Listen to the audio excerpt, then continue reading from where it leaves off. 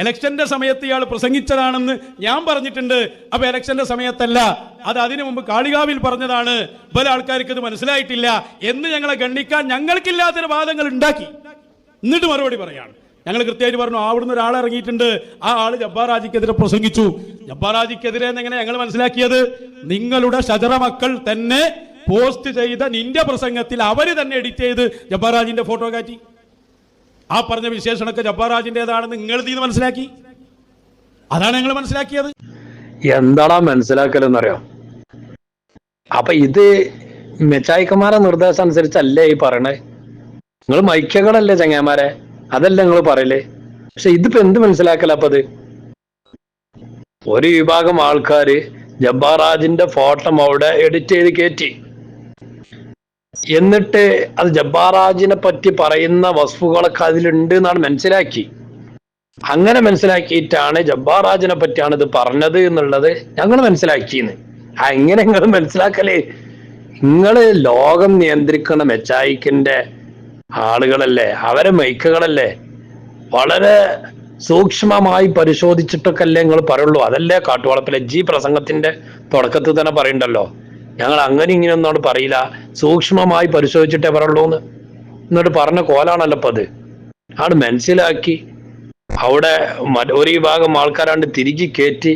അപ്പൊ അതിന് ഇങ്ങനെ വസ്തുക്കളൊക്കെ ഇതാന്നാണ് മനസ്സിലാക്കി. അങ്ങനെ ഞങ്ങൾ പറഞ്ഞതാണ് എന്ന് ഉളുപ്പുണ്ട ചങ്ങായി എനിക്കൊക്കെ. എന്നിട്ട് ഇഞ്ഞും പറയുന്നുണ്ട് നോക്കിയ വേറൊരു ഇത് കൂടി കേട്ടേക്കാല്. നമ്മൾ അതിന്റെ ആ ഫോട്ടോ വീഡിയോ ഒന്നും നമ്മൾ ഉണ്ടാക്കിയല്ല, ഇവരെന്നെ FB-യിലിട്ട സാധനം നമ്മൾ അങ്ങനെ തന്നെ വിട്ടു. എന്നിട്ട് നമ്മൾ പറഞ്ഞത് ജബ്ബാർ ഹാജിക്കെതിരെയുള്ള പ്രസംഗം ഇവര് നടത്തി. എങ്ങനുണ്ട്?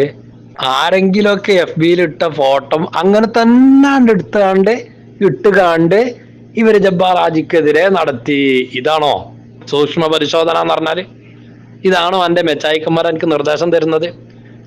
നമ്മൾ ഇന്നാള് പറഞ്ഞ മാതിരി മറ്റേ ലോക സൂപ്പികൾ ഉണ്ടായിനല്ലോ, എന്താ ഇന്റർനാഷണൽ സൂപ്പികള്.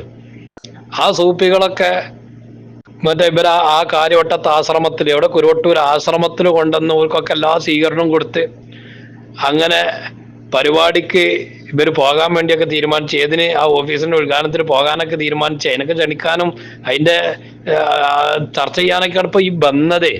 അങ്ങനെ അതൊക്കെ തീരുമാനമൊക്കെ ആക്കി. അപ്പോഴൊന്നും എന്തറിഞ്ഞിട്ടില്ല, രോഗം നിയന്ത്രിക്കുന്ന ആളെ മൂക്കിന്റെ ചോട്ടിലാണ് ഇപ്പൊ ഇതൊക്കെ നടക്കണം കേട്ടോ.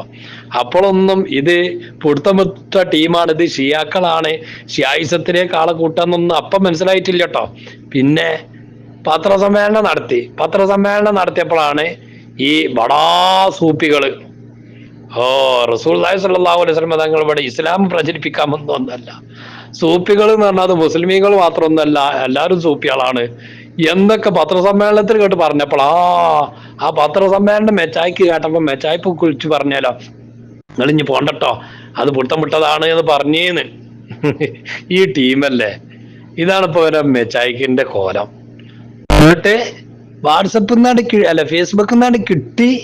ഞങ്ങൾ അതേമാതിരി ഞങ്ങളാണ്ട് ഇട്ട്. എന്നിട്ട് ജബ്ബാർ ഹാജിനെ പറ്റാന്ന് ഞങ്ങളാണ്ട് പറഞ്ഞേന്ന്. എവിടുന്ന എന്താ ഇപ്പൊ ഇതിനൊക്കെ പറയാ? ഇവരെ മൈക്കകളാണല്ലോ, മെച്ചായിക്കന്മാരെ മൈക്കകള്. അവര് നിർദ്ദേശിക്കുന്നത് മാത്രമേ പറയുള്ളൂ. ഇതാണ് ഇപ്പൊ അതിന്റെ കോലം, കണ്ടില്ലേ? ഏതപ്പോ ഈ മെച്ചായിക്ക് FB-ന്ന് കിട്ടണതോ? ഈ ജാതി ഓരോ പൊട്ട പോയത്തും പറഞ്ഞാണ്ട് ഈ അവകാശവാദമാണെങ്കിലോ വമ്പ സംഭവ.